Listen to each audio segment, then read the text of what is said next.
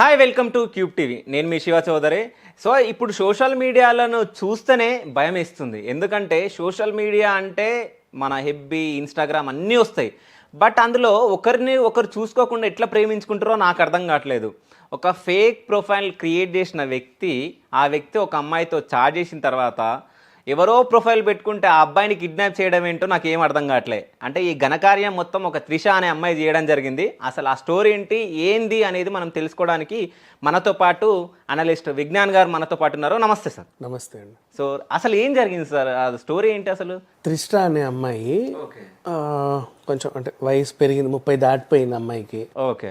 చక్కగా చాకచక్యంగా బిజినెస్ చేస్తుంది. డిజిటల్ మార్కెటింగ్, మన ఇన్స్టాగ్రామ్, ఫేస్బుక్లలో అడ్వర్టైజ్మెంట్లు అవి ఇవి, అండ్ మంచిగా అంచెలంచెలుగా ఎదిగింది. కొత్త స్టార్టప్స్ పెట్టి కోట్లకు పడగెత్తింది. 5 సొంత కంపెనీలు పెట్టుకుంది. Everything is fine, well settled, అన్నీ ఉన్నాయి. ఏదో తక్కువైంది ఆమెకి. ఇప్పుడు పెళ్లి చేసుకోవాలనిపించింది. సరే ఈ టైంలో ఏం చేద్దాం, మ్యాట్రిమోనీ సైట్లు ఉంటాయి కదా మనకి, దాంట్లో కొంచెం సబ్స్క్రిప్షన్ ఇంత చిల్లర కడితే అథెంటిక్గా మనము అవతలతో చాట్ చేసుకోవచ్చు. ఇట్లాంటి ఫెసిలిటీలు అన్నీ ఉన్నాయి. ఆ సబ్స్క్రిప్షన్ ఏదో తీసేసుకుంది. ఒక అబ్బాయి పరిచయం అయ్యాడు. అతని పేరు ప్రణవ్ సిస్లా, యాంకర్. తర్వాత నేను ఇట్లా పార్ట్ టైం యాంకర్ ఇవన్నీ చూసింది. ఎందుకో తొలి చూపులోనే కొంతమందికి లవ్ ఎట్ ఫస్ట్ సైట్ అని ఉంటుంది కదా, ఈమెకి ఆ ప్రొఫైల్స్ అన్నీ తిప్పుతా ఉంటే ఈయన ప్రొఫైల్ బాగా నచ్చి అప్రోచ్ అయింది. అతను కూడా వెంటనే రిప్లై ఇవ్వడం, అబ్బా నన్ను వెంటనే ఇష్టపడ్డాడు ఇతను అనుకోవడం. ఓ 4-5 ఏమన్నా మంచి ఫోటోలు పెట్టండి అంటే పంపాడు యథేచ్ఛగా. కొన్ని జుట్టు ఇట్లా ఉన్నవి, రకరకాల డ్రెస్లు అవి పంపుతూ ఉన్నాడు. ఈమె ఇంకా ఉచిత సలహాలు ఇవ్వడం, మీకు ఈ డ్రెస్ చాలా బాగుంది, ఇది బాగాలేదు, ఈ కలర్ బాగుంది, ఇది బాగాలేదు అంటే ఈమెదో పెద్ద పర్సనాలిటీ డెవలప్మెంట్ చెప్పేలాగా, లేకపోతే స్టైలిస్ట్ లాగా, ఒక మేకప్ మ్యాన్ లాగా, కాస్ట్యూమ్ డిజైనర్ లాగా సలహాలు ఇచ్చేది. వాడు ఇంకో 2 అడుగులు ముందుకేసి మీవేమైనా ఫోటోలు పెట్టండి అని అడిగితే ఆమె పంపింది. ఇంకేమైనా పంపండి అంటే ఆ కాస్త మితిమీరి ఆమెకి ఇంకా నమ్మి అన్ని చూపించేసింది. ఓకే. అన్ని రకాల ఫోటోలు పెట్టింది. అన్ని రకాల ఫోటోలు పెట్టి నమ్మింది. మనిషిని నమ్మి, వీడు పంపిస్తున్నాడు కదా, ఎన్ని అడిగితే అన్ని పంపిస్తున్నాడు ఫోటోలు. ఈ డ్రెస్ ఎలా ఉంది, ఈ హెయిర్ స్టైల్ ఎలా ఉంది, ఇది ఎలా ఉంది, అది ఎలా ఉంది. ఆమెను కూడా కొంచెం అది చూపివా, ఈ ఫోటో చూపివా అంటే నమ్మేసి పంపించేసింది. కొన్నాళ్ళు అలా చాటింగ్ కొనసాగింది. ఈ వీకెండ్ కలుద్దామా, ఈ వీకెండ్ కొంచెం అటెటో వెళ్ళాలి, సరే నెక్స్ట్ వీకెండ్ చూద్దాం, నెక్స్ట్ వీక్ ఈ వీకెండ్ కలుద్దామా, కుదరట్లేదు, ఇంట్లోకి వాళ్ళు ఎవరో వచ్చారు, ఇటు వెళ్తున్నా. నీదే ఉంది, ఇది నాది, ఇంట్లో చాలా స్ట్రిక్ట్, బయటికి కదలనివ్వరు, మా మమ్మీ చాలా స్ట్రిక్ట్, ఇట్లాంటివి ఏవో చెప్పుకుంటూ వచ్చాడు. నమ్మేసింది. చూస్తూ ఉంటే ఎప్పుడు కలుద్దామన్నా అవాయిడ్ చేయడం. లాస్ట్కి మొన్న February 14th కూడా కలిసి చావాల వాడు. ఓకే. అంటే ఆ రోజు ఇంకా ప్రేమించుకుందాం అనుకుంది, ఆ రోజు కూడా కలవాల. ఈమెకి ఇంకా ఏదో డౌట్లు వస్తున్నాయి. అంటే February 14th, ఇప్పుడు 10th కిడ్నాప్ అయిపోయింది ఆల్రెడీ. యాక్చువల్గా చెప్పాలంటే అంటే లైక్ న్యూ ఇయర్కి కలుద్దాం అనుకుంటే కలవాల. February 14th కలుద్దాం అనుకుంది, బట్ కలుస్తాడో లేదో కూడా తెలీదు. చచ్చినట్టు కిడ్నాప్ చేసి అయినా సరే కలవాలనుకుంది. ఆమె మెంటాలిటీ అది. అసలు ఎందుకు కిడ్నాప్ చేయగలిగింది అంటే భయం వేసింది. 1 ఇంచ్ ఏమని అన్నీ పంపించేశాను నేను వీడికి, వీడెవడో తెలియట్లా నాకు.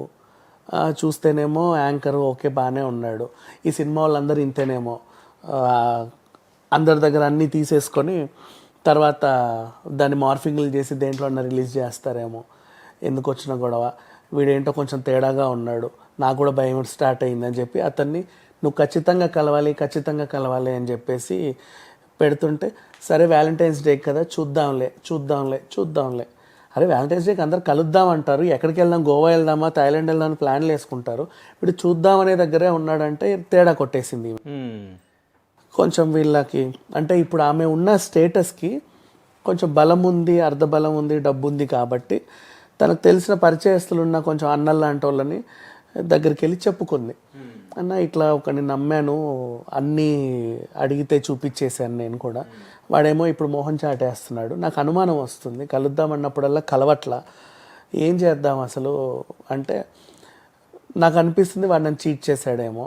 కాకపోతే నా ప్రాబ్లం ఏంటంటే నాకు సంబంధించిన ఫోటోలు, ఉండకూడని ఫోటోలు, చూడకూడని ఫోటోలు వాడి దగ్గర ఉన్నాయి. అది ఎలాగైనా డిలీట్ చేయాలి, లేకపోతే వాడు దాన్ని ఏమైనా మిస్యూజ్ చేసి నాకు ఉన్న పెళ్ళి కూడా అవ్వదు. సో ఏం చేద్దాం, కిడ్నాప్ చేసేద్దాం. అవన్నీ అడిగితే ఇవ్వడు కదా, నీ ఫోన్ ఇవ్వు డిలీట్ చేస్తా అంటే ఇస్తాడా, ఇవ్వడు. సో కిడ్నాప్ చేద్దాం అనుకున్నారు. ఒకరోజు మంచి టైం చూసుకొని ఆ అబ్బాయి వెళ్తూ వస్తున్నప్పుడు చక్కగా ముసుకేసి కార్లో కూర్చోబెట్టి పట్టుకొచ్చేసారు. కట్టేసి ఎరా ఫోటోలు అవన్నీ తీసేయి, ముందు నీ అకౌంట్ ఓపెన్ చేయి.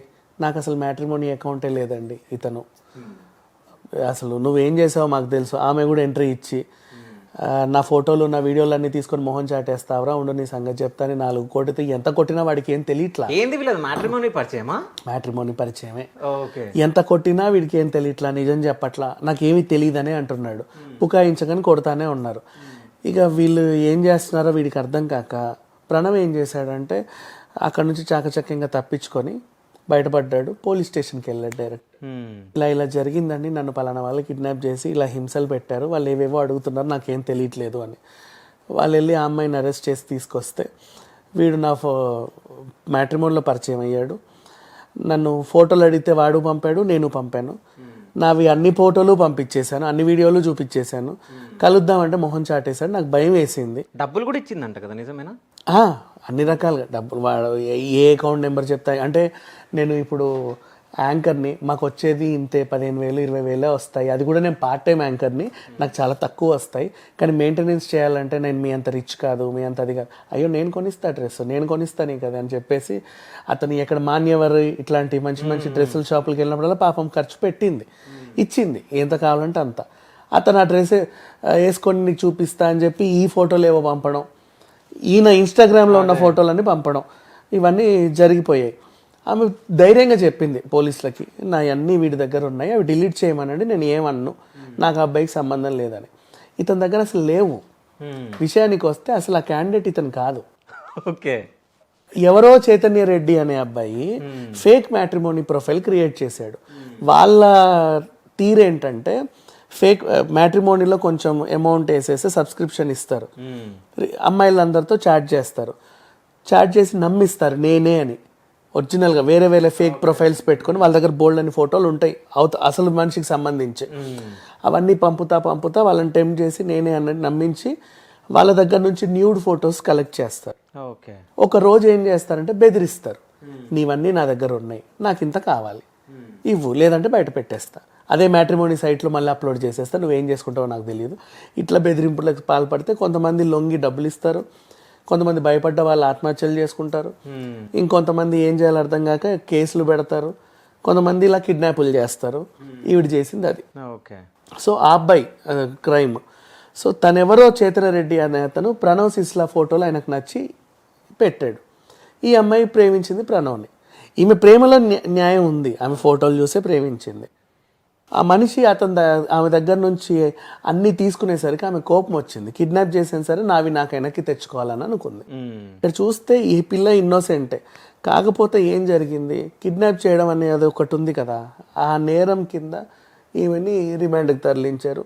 అండ్ ఫేక్ ప్రొఫైల్ క్రియేట్ చేసినందుకు ఆ అబ్బాయిని కూడా రిమాండ్కి తరలించారు, ఆ చైతన్య రెడ్డి అనే అతను. అయితే ఇప్పుడు మ్యాట్రిమోనీలో పరిచయమైన, ఇప్పుడు నాకు తెలిసి ఫొటోస్ అన్ని షేర్ చేసుకున్నారు అంటే నోట్ ఫొటోస్ కూడా షేర్ చేసుకోవచ్చు నాకు తెలిసి, అవే షేర్ చేసుకున్నారు. అవును. సో ఇప్పుడు వీడియో కాల్లో మాట్లాడతారు కదా, వీడియో కాల్ అయినా ఫేస్ గుర్తుపడతారు కదా. ఆ పిచ్చిది చేయలేదు అసలు, మరి వీడియో కాలే చేయలేదు, వీడియో కాల్ వరకు రాలా వీళ్ళ బంధం. ఓకే. ఎందుకంటే ఇతను చాలా, నేను ఎప్పుడు ఇంట్లో ఉంటాను, మా చెల్లి ఎప్పుడు నా పక్కనే ఉంటది, ఇప్పుడే సంబంధాలు చూస్తున్నారు. అండ్ టీవీ యాంకర్ని నేను చేయలేను, స్టూడియోలో ఉన్నానని ఒకసారి, లేకపోతే ఇంకెక్కడో ఉన్నానని ఒకసారి, తప్పించుకుంటూ వచ్చాడు. ఈమె కూడా ఎందుకో మరి వీడియో కాల్ చేయాలన్న ఆలోచన రాలేదో చూడలేదో తెలియదు, కానీ ఒక వీడియో కాల్ నిజంగా చేసినా బాగుండేది. సో ఫైనల్ గా వీళ్ళిద్దరు అంటే ప్రణవ్ వర్షన్ ఏంటి, ఈమె త్రిష వర్షన్ ఏంటి అసలు? ఈ కేసులో ఇద్దరు ఇన్నోసెంట్. ఈయన పెట్టాడు ప్రణవ్ కేసు. ఓకే. నాకు సంబంధం లేకుండా నా ఫేక్ ప్రొఫైల్ క్రియేట్ చేశాడని వాడిపైన, నన్ను ఈవిడ కిడ్నాప్ చేసిందని ఈవిడ పైన కేసు పెడితే ఆ కేసు ప్రకారంగా ఈమె లోపలేశారు. ఓకే. ఇప్పుడు లోపల ఉంది ఇప్పుడు ఈమె. తను చెంచల్గూడలో రిమాండ్కి పంపించేశారు. ఓకే. ఇప్పుడు మొత్తానికి ఈ కేసులో ఏం జరగబోతుంది మరి? ఈ కేసులో ఏం జరగబోతుందంటే యాక్చువల్గా ఆ పిల్ల ఏదో రకంగా బెయిల్ పెట్టుకొని బయటికి వస్తుంది.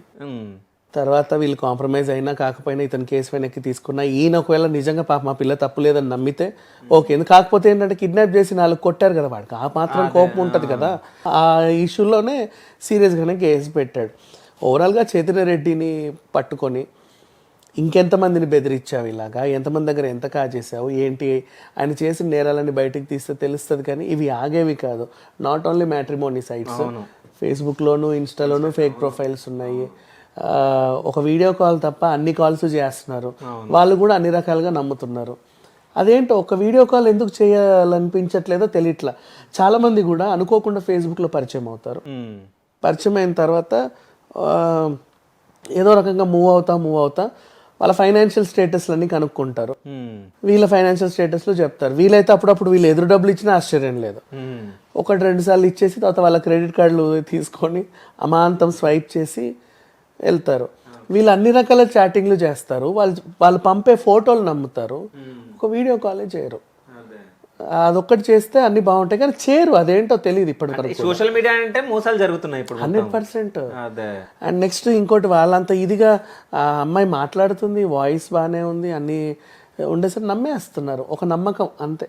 ఆ బార్డర్ లైన్ సాంకేతికత డెవలప్ అయినా కూడా, ఒకప్పుడు అంటే చాట్ బాక్సర్లు ఉండేవి, మెసెంజర్ చాట్లు చూసుకొని సరే మోసపోయారంటే అని అనుకోవచ్చు. ఇంత టెక్నాలజీ డెవలప్ అయినాక కూడా వీళ్ళు ఇంకా ఇలాగే ఉన్నారు అంటే అసలు వీళ్ళని ఏమనాలో తెలియట్లా. నాకు తెలిసి ఇప్పుడు సోషల్ మీడియాలో చాలా ఫేక్ ప్రొఫైల్స్ ఉంటాయి. ఇప్పుడు ఎవరైనా మీలో అంటే ఈ విషయం జరిగిన తర్వాత ఇప్పుడు చాలా మందికి ఈ క్వశ్చన్ రావాలి అంటే మీతో చాట్ చేస్తుంది ఎవరో తెలుసుకోండి, ఆడనా మగనా. ఇప్పుడు మగవాళ్ళు కూడా ఆడవాళ్ళలాగా చాట్ చేయడం, ఆడవాళ్ళు కూడా మగవాళ్ళలాగా చాట్ చేయడం, సో ఇవన్నీ నడుస్తున్నాయి. సో కాబట్టి మీతో ఎవరెవరు చాట్ చేస్తున్నారో వాళ్ళు ఎవరు, అవతల మనిషి ఎవరో అనేది వీడియో కాల్ చేసి వాళ్ళ ఫేస్ చూసిన తర్వాతనే మీరు చాట్ చేయడంలో న్యాయం ఉంటుంది. లేకుండా మీరు కూడా వీళ్ళలాగా ఏదో ఒకటి జరిగి ఏదో ఒకటి మోసం అయిపోతుంది. సో జాగ్రత్త ఉండండి అందరూ సోషల్ మీడియా యూజ్ చేసే. ఇప్పుడు ఆపరేషన్ లేకుండానే మోకాళ్లకు ప్లాస్మా ట్రీట్మెంట్, మీ ఆర్థోపెడిక్ సమస్యలన్నిటికీ రోబోటిక్ టెక్నాలజీ ద్వారా తక్కువ ఖర్చుతో శాశ్వత పరిష్కారం, ఫ్రీ కన్సల్టేషన్, ప్రతి ట్రీట్మెంట్ పై 20% డిస్కౌంట్. ఈ ఆఫర్ కొద్ది రోజులు మాత్రమే, త్వరపడండి. V9 hospitals 9281465842.